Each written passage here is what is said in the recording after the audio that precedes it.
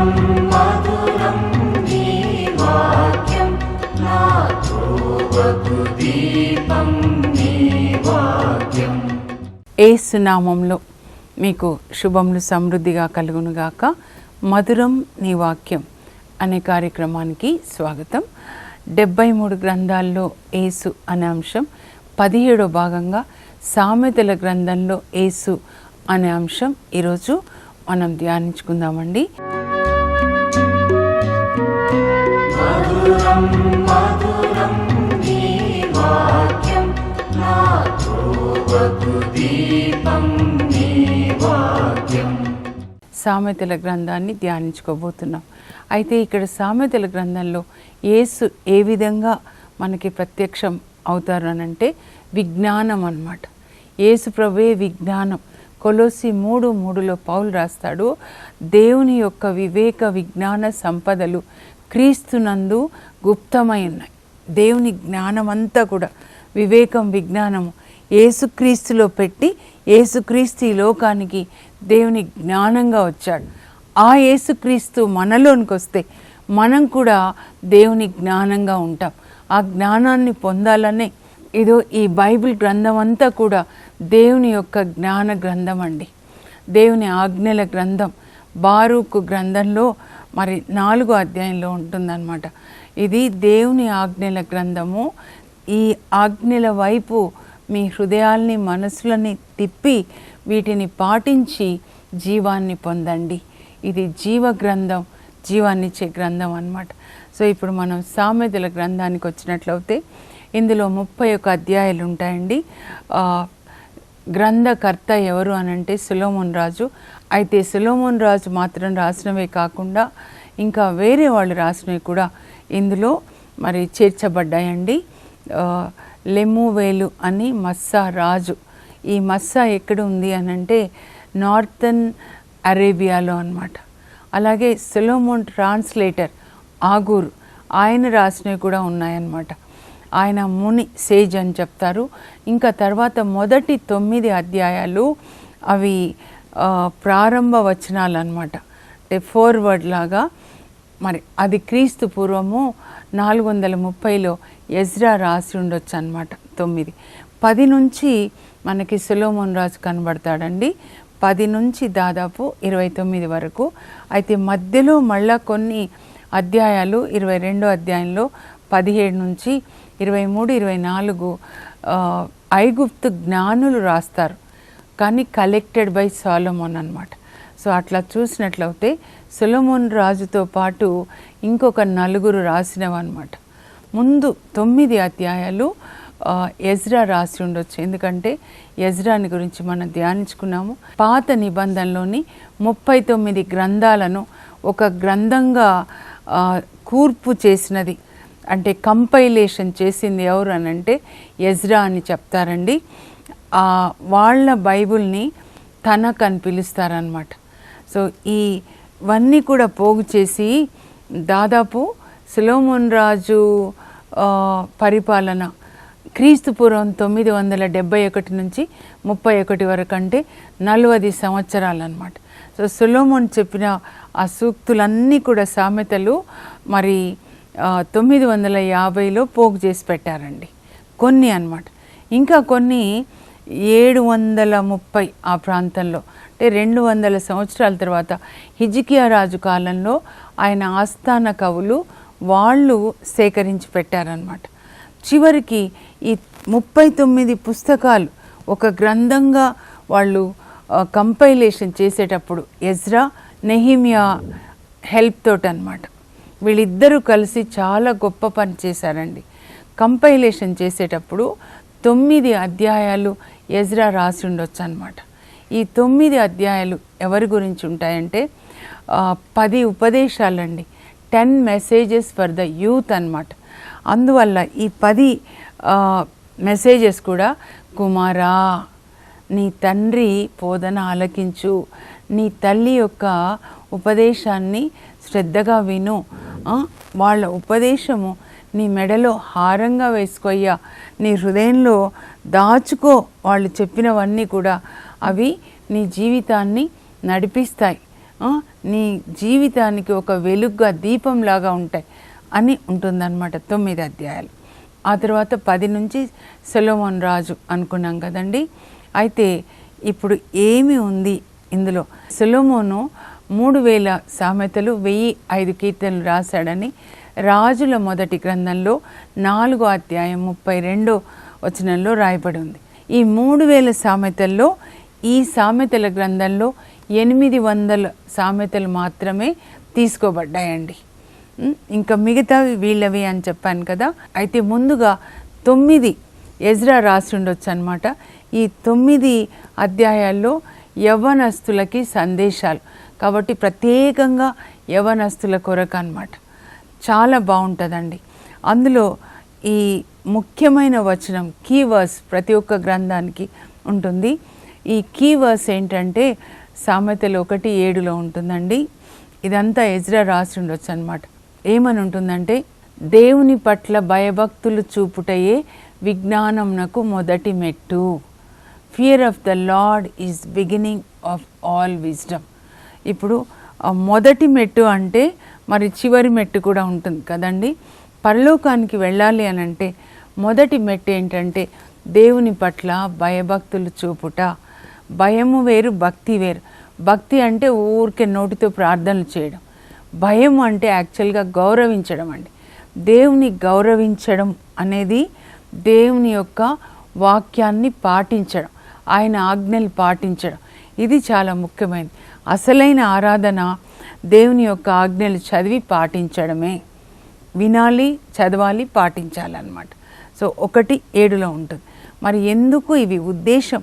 ఎందుకు ఈ సామెతల గ్రంథాన్ని బైబిల్ గ్రంథంలో మరి పెట్టారు, చేర్చారు అని అంటే, ఈ సామెతల గ్రంథము మనకి నీతి మార్గాన్ని బోధిస్తుందండి, తెలివితేటల్ని ఇస్తుంది, విజయవంతమైన జీవితాన్ని గడపడానికి. ఇది రాసింది సొలొమోను మాత్రమే కాదు, మిగతా మొదటి 9 అయితే ఎజ్రా. కాబట్టి ఆయన ధర్మశాస్త్ర పండితుడు, doctor of the law of Moses. ఈ మాట ఎవరి గురించి రాయబడలేదు బైబిల్లో. ధర్మశాస్త్ర పండితుడు అని ఇంకెవరి గురించి రాయబడలేదు, ఎజ్రా గురించి తప్ప. కాబట్టి ఆయనకి ఉన్నంత జ్ఞానము పాత నిబంధనలో ఇంకెవరికి లేదు. అయితే మిగతా 3 ఉన్నారు కదా, ఐగుప్తు జ్ఞానులు, ఆ తర్వాత మరి ఆగూరు, ఆ తర్వాత మస్సారాజు. వీళ్ళ అన్యులు అన్నమాట. అన్యులు రాసినవి, ఐగుప్తు జ్ఞానులు రాసినవి కూడా ఇందులో ఉన్నాయి అని అంటే మరి అందరూ పాటించడానికి అన్నమాట. పరిశుద్ధ ఆత్మతో వాళ్ళు కూడా ప్రేరేపించబడి రాయబడినవి అన్నమాట. 3 నేను చెప్తా అండి. అక్కడక్కడ 3వ అధ్యాయం నేను ఎక్కువగా చదువుతాను. ఏమని, కుమారా అని ఉంటుంది, చెప్పాను కదా. కుమారా, నీవు దేవుని ఆజ్ఞలు పాటిస్తే నీవు దీర్ఘాయుష్మంతుడవగుదువు. నేను వింటా ఉన్నానండి, ఒక తల్లి ఫోన్ చేసి చాలా ఏడుస్తున్నారు. ఇక్కడ ఆంధ్ర వైపు ఉంటారు. మరి రాత్రిలో 2 o'clock వచ్చాడంట వర్క్ నుంచి, బెంగళూరులో అనమాట. ఇంకా రూమ్లో ఫ్రెండ్స్ కూడా ఉన్నారు.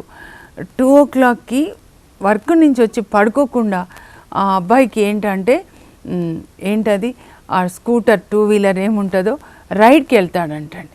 అలా రైడ్కి రాత్రి వెళ్ళి యాక్సిడెంట్ అయిపోయింది. ఇంకా ఫ్రెండ్స్కి కూడా ఫోన్ చేశాడంట ఆ కొంచెం యాక్సిడెంట్ అయినప్పుడు, కానీ వాళ్ళు ఏం పట్టించుకోలేదు. ఎవరో వ్యాన్ పోతుంటే కనికరం కలిగి దేవుని కృప వల్ల హాస్పిటల్లో చేర్పించినప్పుడు అప్పుడు కూడా వాళ్ళు నంబర్ చూసి ఫోన్ చేస్తే అప్పుడు వచ్చారంట ఫ్రెండ్స్. 5 o'clock ఆ మధ్యలో. తర్వాత చనిపోయాడండి. చూడండి, తల్లి మాటలు, దేవుని మాటలు వినాలి. రాత్రులలో బయటికి పోకూడదు. రాత్రి అంధకార గడియ, సిమెట్రీ టైం అంటారు, డెవిల్స్ పనిచేసే పీక్ టైం అన్నమాట. మీరు ఎప్పుడైనా చూడండి, ఇలా హత్యలు జరిగాయి, ఇలాంటివి జరిగాయి, దోపిడీలు జరిగాయి అని వింటాం అన్నమాట. మనం బయటికి వెళ్ళకూడదు, విశ్రాంతి తీసుకోవాలన్నమాట. అయితే 3:5 నుంచి చెప్తా అండి. ఇదిగో కుమారా, నీ సొంత తెలివి మీద ఆధారపడకు, నేనే తెలివైన వాడని అనుకోకు. హృదయపూర్వకంగా దేవుని నమ్మి నీ పనులన్నింటా ఆయన మీద ఆధారపడి ఆయనని జ్ఞాపకం చేసుకో. ప్రతి పని చేసే ముందు ఆయనని జ్ఞాపకం చేసుకో. నీ వివేకం ఇవ్వండి. ఇప్పుడు నేను మీకు వాక్యం చెప్తున్నాను, ఆయన పని చేయాలి, ఆయన వివేకంతో అన్నమాట. మీ వివేకం ఇవ్వండి. ఒక టీచర్గా, ఒక డాక్టర్గా, ఒక కెమెరామ్యాన్ కావచ్చు, ఆయన వివేకం, మీ వివేకాన్ని ఇవ్వండి. సొంత తెలివి మీద ఆధారపడదు, మనస్ఫూర్తిగా దేవుని మీద ఆధారపడి నీ ఒక పనిని ప్రారంభిస్తే అప్పుడు నీ పని సులభతరం అవుతుంది. దేవుడు నీకు జయాన్ని ఇస్తారు. ప్రతి విషయంలో దేవుని మీద ఆధారపడాలి. అదండి. ఇంకా చాలా ఉంది. నీకున్న సిరి సంపదలతో దేవుణ్ణి ఆరాధించు. అప్పుడు దేవుడు నీ కొట్లు ధాన్యంతో నిండా ఉండేటట్లు చేస్తారనమాట. మన దశమ భాగాలు దేవుని పని కొరకు వాడాలండి. ఆ తర్వాత 10 నుంచి మనం చూస్తే టైం అయిపోయింది కాబట్టి చెప్తున్నా అండి. 10 నుంచి సొలొమోన్ రాజు అనమాట. ఇక్కడ సొలొమోన్ రాజు ఏంటి అంటే మెయిన్గా 10వ అధ్యాయం చూస్తే నీతిమంతులకి దుష్టులకి మధ్య గల భేదాన్ని చూపిస్తాడనమాట. అందుకే మీరు 10వ అధ్యాయం నుంచి చదివితే ఎట్లా ఉంటుంది అని అంటే నేను చెప్తానండి. నీతిమంతుని తల మీద ఆశీర్వాదాలు వస్తాయి, కానీ దుష్టిని నోరు హింసతో నిండి ఉంటుంది. 10:6 అనమాట. 10:7లో నీతిమంతుల్ని జ్ఞాపకం చేసుకున్నట్టు ఆశీర్వాదకరము, కానీ దుష్టులను ఎవరు జ్ఞాపకం చేసుకోరు, పీడ పోయిందిలే అని అనుకుంటారనమాట. ఇంకా ఏముంటుందంటే 10:26లో నీతిమంతులు ఆశించేది వాళ్ళకి దొరుకుతుందంట, కానీ దుష్టులు ఏం భయపడతారో, దేనికి భయపడతారో అదే జరుగుతుంది. యాక్సిడెంట్ అవుతుందేమో, ఇలా జరుగుతుందేమో, నాకు హార్ట్ అటాక్ వస్తుందేమో, దుష్ట పనులన్నీ చేస్తే వాళ్ళు దేనికి భయపడ్డారో అదే జరుగుతుందంట వాళ్ళకి. ఇది అండి. తర్వాత ఇంకా టైం అయిపోయింది కాబట్టి 23 అధ్యాయానికి వచ్చేద్దామండి. అక్కడ 23లో 20 నుంచి యాక్చువల్గా చెప్పాలంటే చాలా ఉంది. పెద్ద గ్రంథం ఇది. ఒక రీసెర్చ్ లాగా ఒక్కొక్క గ్రంథం చదవచ్చు, సంవత్సరం అంతా చదవచ్చు. 23-20 నుంచి ఏముంటుందంటే హెచ్చరికలు అన్నమాట. ఇవైతే చాలామందికి హెచ్చరికలు అండి. త్రాగుబోతులతో తిండిబోతులతో కలియకండి. మీ త్రాగే వాళ్ళని అడుగుతున్నా, ఎప్పుడు మొదలైంది? ఏ ఫ్రెండ్ నిన్ను బార్కి తీసుకొని వెళ్ళాడు? నా మనస్సు బాగాలేదంటే తీసుకెళ్ళాడా? ఇప్పుడు ముందులో ఏంటంటే కొంచెం తాగురా, కొద్దిగా తాగంటే వద్దు, ఇప్పుడు కాదు మొత్తం కావాలి, 10 సీసాలు కావాలి చెప్తా ఉన్నారు. ఇక్కడ పెళ్ళి, అక్కడ పెళ్ళి, అక్కడ పెళ్ళి అన్నీ బుక్ చేసుకొని ఒక్కొక్కసారి కూర్చుంటే 8 బాటిల్స్ అంట. ఎక్కడికండి వెళ్తారు? త్రాగుబోతులు నరకానికి వెళ్తారని 1 కొరింథీ 6:9-10లో ఉంటుంది. 54 సార్లు ఉంది. మీరు తాగకండి, మద్యపానంతో మత్తిల్లకండి, అది మిమ్మల్ని నాశనం చేస్తుంది. నాశనం అంటే అగ్నిలో కాలడం అన్నమాట, నరకానికి వెళ్ళడం. నరకానికి ఒక దారి సైతాను వేసే నెట్లు, వలలు ఉంటాయి చూడండి. ధనాశ, త్రాగుడు, తిండిపోతాను. త్రాగుడు దయ్యం, తిండిపోతు దయ్యం అన్నమాట. వీళ్ళతో కలవద్దు. ఎందుకంటే త్రాగుబోతులు, తిండిపోతులు దరిద్రులు అవుతారు. త్రాగినప్పుడు అంట చాలా బాగుంటుందంట. సముద్రం అలల మీద ఓలలాడినట్లు ఉంటుందంట. భాష వేరే భాష వస్తుంది అనమాట. అప్పుడు వేరే భాష. ఎవరి భాష అండి అది? దేవుడి భాష లేకపోతే దయ్యం భాష? ఈ 2 శక్తులే పనిచేస్తాయన్నమాట. ఇంకా ఏంటంటే అది తాగేటప్పుడు చాలా బాగుంటుంది. విచారంలో మునిగిన వాళ్ళు, తర్వాత ఈ గురించిన కళ్ళు ఉన్నవాళ్ళు ఎవరు? కళ్ళు ఇట్లా ఉంటాయి. మందభాగ్యులు ఎవరు? దెబ్బలు తినేవాళ్ళు ఎవరు? రోడ్డు మీద పడుకొని లేకపోతే ఏదంటే అది అని నోటితో వచ్చింది అంత అంటే దెబ్బలు తింటారు. నన్ను ఎవరు కొట్టారా తర్వాత అన్నమాట. ఇవన్నీ కూడా ఇదంతా మీకు చాలా బాగుంటుంది. భాషలు వచ్చేస్తాయి. తరువాత ఆ సీసా ఏమవుతుందంటే పాములాగా నిన్ను కాటేస్తుంది. ఇవి దేవుని మాటలు. పాము కాటేస్తే మనిషి ఎట్లా చనిపోతాడో, ఈ త్రాగుడు అనే పిచాచి ఆత్మని కరిస్తే ఆత్మ నరకంలోకి వెళ్తుందండి. అది అన్నమాట చెప్తున్నారు. పాము పుట్టలో వేలు పెడితే నేను కుట్టనా? చిన్నప్పుడు నేర్చుకున్నాం అన్నమాట. ఒక్కసారి ఆలోచించండి. మీరు జీవించే జీవితం ఇదేనా? ఒక సిస్టర్ చెప్తా ఉంది, అమ్మ నాన్న వద్దు మాకు ఈ కొడుకు త్రాగుబోతు కొడుకు, పిల్లలు కూడా వద్దు ఇట్లాంటి త్రాగుబోతు నాన్న, కానీ నేనేం చేయాలక్క? ఎంత తాగి ఇక్కడ పడ్డాడు అక్కడ పడ్డాడంటే రాత్రిలో వెళ్ళి తెచ్చుకున్నాను ఆయనని. మీరు చెప్తున్నారని నేను భరిస్తున్నా. ఒకసారి నేను అనుకోని అమ్మాయి చేయి కూడా పట్టుకున్నాడు. వాళ్ళకి ఎంత అసహ్యమైన అంటే పిల్లలకి వద్దు, తల్లిదండ్రులకు వద్దు. నాకేనా ఈ భారం? ఎన్ని సంవత్సరాలక్క, ఇప్పుడు పెళ్ళై 30 సంవత్సరాలు అవుతుంది. ఇలా ఎంతమంది ఏడుస్తున్నారు. త్రాగుబోతులారా, ఒకరోజు దేవుని ముందు మీరు నిలబడి లెక్క చెప్పాలి. ఇంకా ఇది అండి. తర్వాత 30వ అధ్యాయానికి వద్దామండి. ఎందుకంటే ఈయన ఆగూర్. ఈయన ఎవరు అనంటే సొలొమోన్ ఆస్థానంలో సొలొమోన్ ట్రాన్స్లేటర్ అన్నమాట. ఆయన దగ్గరికి ఒక్కొక్క దేశం రాజులు వస్తారు కదండి, వాళ్ళ భాషలో ట్రాన్స్లేట్ చేయాలి కదా, ట్రాన్స్లేటర్ అన్నమాట. కానీ ఈయన అరేబియాకి చెందినవాడు, నాన్ జూ, యూదుడు కాదనమాట. ఆయనవి ఎట్లా ఉంటాయంటే సంఖ్యాత్మక సూక్తులు అన్నమాట, సామెతలు. ఏంటి చూద్దాము. 30లో 15 ఏమంటాడంటే, ఒక జలగకి 2 కుమార్తెలు, నాకివ్వు నాకివ్వు నాకివ్వు నాకివ్వు, జలగలన్నమాట. దేవుని దగ్గర కూడా అలాగే నాకివ్వు నాకివ్వు, అదే పని అనమాట. అట్లా చెప్తాడు. ఇంకొక 4 అట్లా చెప్తాడు, నాకు 2 వరాలు ఇవ్వండి, నేను ఎప్పుడు అబద్ధం ఆడొద్దు, నాకు సంపదలు ఇవ్వద్దు, పేదవాడిని చెయ్యొద్దు, సంపదలు ఇస్తే నువ్వెవరు దేవుడా అని అడుగుతాను, మరి పేదవాడిని చేస్తే నేను దొంగతనం చేస్తానేమో, కొంచెం చాలినంత ఇవ్వంటాడు అనమాట. ఇంకా 31కి వచ్చేద్దామండి ముగించే ముందు. దీన్ని కీ చాప్టర్ అంటారనమాట. కీ వర్స్ 17, కీ చాప్టర్ 31 అనమాట. ఇక్కడ ఇవి 9 వచనాలు ఈ లెమువేలు రాజుకి వాళ్ళమ్మ చేసిన హితబోధ అండి. వాళ్ళమ్మ చేసిన హితబోధ అందరికీ కూడా తీసుకోవాలి. తల్లులు ఎవరైనా సంతోషపడతారండి కొడుకులు తాగితే? ఏ తల్లైనా సంతోషపడుతుందా చెప్పండి? ఇట్లాంటి కొడుకు కన్నీళ్లతో వాళ్ళ లైఫ్ అంతా ఏడిపోయి తల్లులకి, భార్యలకి, పిల్లలకి. వాళ్ళ అమ్మ ఏం చెప్తుందంటే, నాయనా నీవు నా గారాబు పట్టి నా ప్రేమను పుట్టిన ముద్దుల కొడుకయ్యా, ఇదిగో నీ బలము స్త్రీల మీద వాడకు. ఈయన రాజు అన్నమాట, మస్సా రాజు కనుక నీ బలము స్త్రీల మీద వాడొద్దయ్యా. మద్యాన్ని సేవించకు.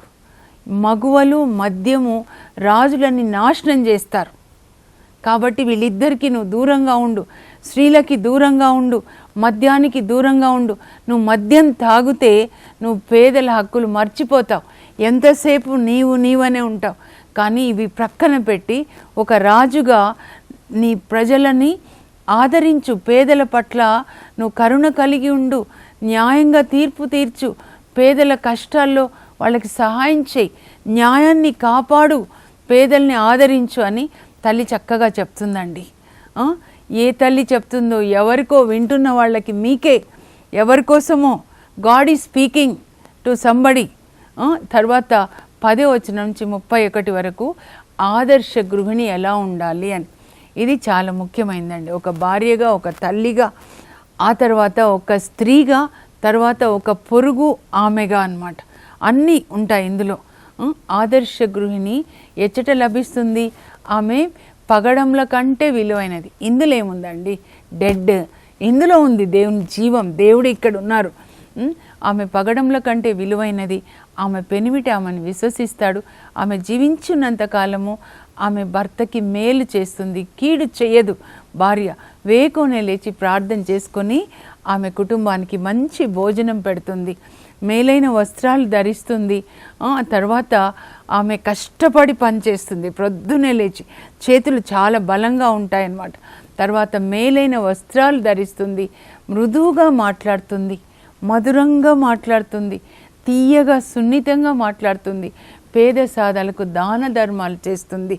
అలాంటి స్త్రీ భార్యను చూసి భర్త అంటాడంట, ఇదిగో యోగ్యురాలైన ఇల్లాలు చాలామంది ఉన్నారు, కానీ వాళ్ళందరిలోకి నీ ఉత్తమురాలివి, you are the best, my wife is the best. అలాగే పిల్లలు కూడా my mom is the best mom అని అంటారండి. అందచందాలు నిలిచేవి కాదు, తలుకు బెలుకులు మోసకరమైనవి, కానీ దేవుని పట్ల భయభక్తులు గల మహిళ మెచ్చుకోదగినది. ఇలా ముగిస్తాడండి. అయితే ఇవన్నీ కూడా నేను మ్యాప్ ద్వారా మీకు వివరిస్తానండి. కొద్దిగానే టైం ఉంది, కానీ మ్యాప్ ద్వారా వివరిస్తాను.